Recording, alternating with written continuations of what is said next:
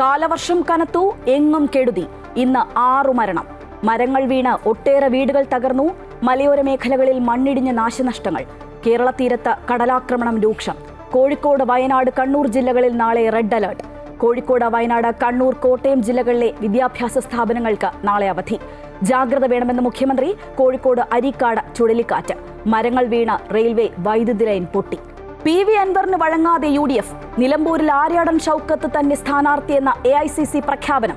അതൃപ്തി പരസ്യമാക്കിയ അൻവർ. ഷൗക്കത്തിന് ജനപിന്തുണയില്ലെന്നും അടുത്ത നീക്കം പാർട്ടിയുമായി ആലോചിച്ച ശേഷമെന്നും അൻവർ. സ്ഥാനാർത്ഥി ചർച്ചകൾക്കായി CPM സംസ്ഥാന സെക്രട്ടേറിയറ്റ് നാളെ. BJP തീരുമാനവും ഉടൻ.